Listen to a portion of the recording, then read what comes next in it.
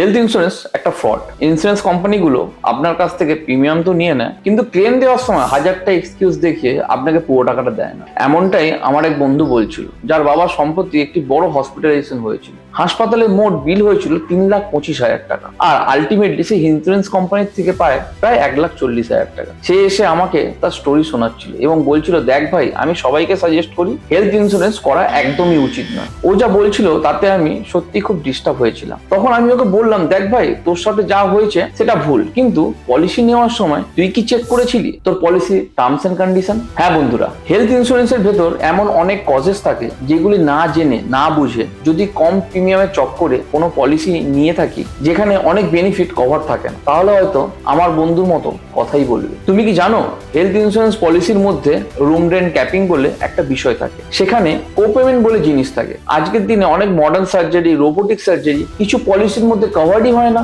এমনকি এমন পলিসিও থাকে যেখানে আপনি একটি নির্দিষ্ট সিটি অনুযায়ী প্রিমিয়াম দিয়েছেন, আর যদি আপনি কোনো বড় শহরে গিয়ে ট্রিটমেন্ট করান সেখানে তার ডিডাকশন করে দেয়। হ্যাঁ বন্ধুরা, আজকের পলিসিগুলোর ভেতরে এমন অনেক কজেস রয়েছে যেগুলো না জেনে না বুঝে যদি আপনি পলিসিতে সাইন আপ করেন তাহলে আলটিমেটলি আপনাকে সমস্যা ফেস করতে হবে। তাই আমি সাজেস্ট করব আপনারা অবশ্যই পলিসি ডকুমেন্টসটা খুব ভালো করে ডিপলি দেখে নেবেন। আপনি আমাদের কনসাল্ট করতে পারেন, আমরা আপনাকে আপনার পলিসির টার্মস এন্ড কন্ডিশন বুঝতে সাহায্য করতে পারি। আর যদি আপনি দেখেন যে এরকম অনেক হিডেন্স রয়েছে তাহলে অবশ্যই আপনার পলিসি চেঞ্জ করার কথা ভাবা উচিত। আজকের দিনে বন্ধুরা মার্কেটে এমন পলিসিও এসে গেছে, ক্লেম নেওয়ার পরেও আপনি আসলে প্রতি বছর আপনার সাম ইন্স্যুরেন্স ইনক্রিজ করতে পারেন। প্রতি বছর মেডিক্লেম কস্ট বাড়ছে। অতএব যদি আপনার পলিসিতে এরকম কোনো হিডেন কস্ট থাকে তাহলে অবশ্যই আপনাকে আপনার হেলথ ইন্স্যুরেন্স পলিসি চেঞ্জ করা উচিত।